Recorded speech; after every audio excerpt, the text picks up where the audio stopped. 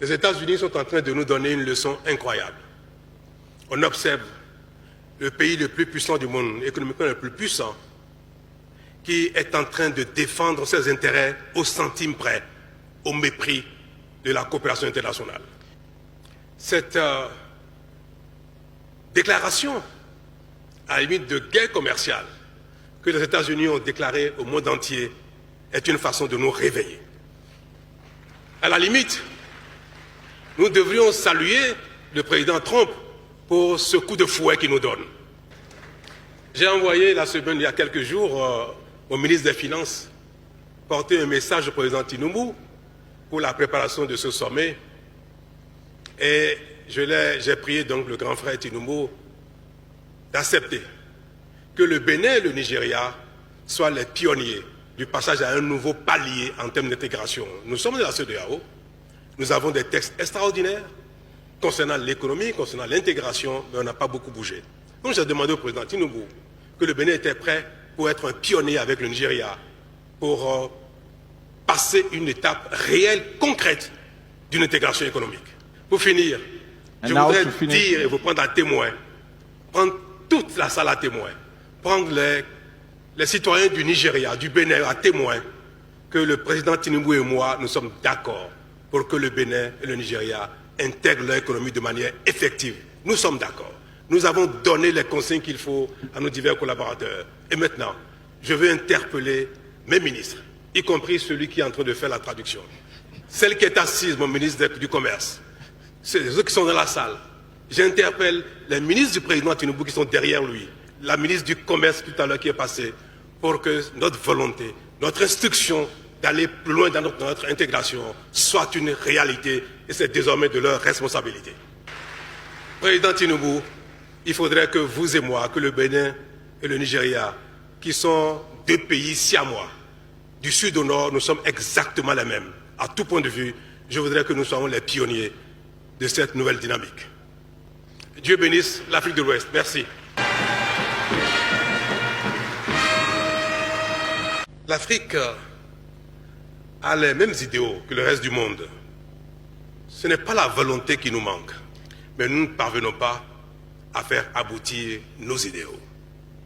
Et notre échec principal, et qui est la cause de notre sous-développement, c'est bien notre incapacité à mettre en œuvre notre idéal.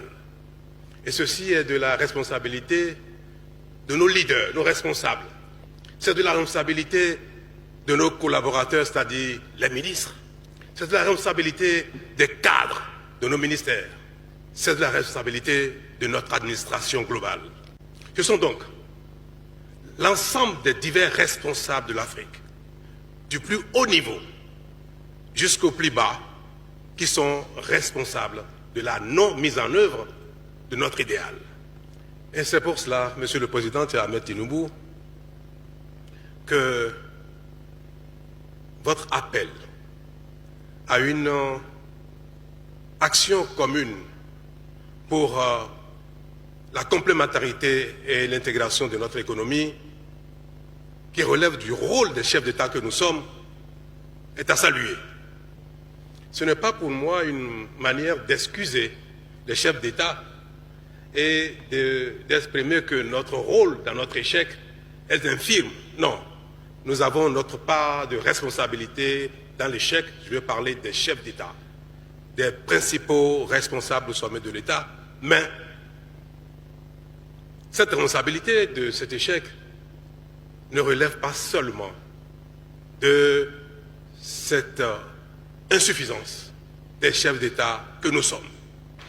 Tellement les responsables politiques, tellement l'administration ne fait pas ce qu'il faut, que nos populations, nos hommes d'affaires sont obligés de contourner les obstacles de l'administration, d'avoir affaire à l'informel pour échanger entre les communautés d'un pays à l'autre.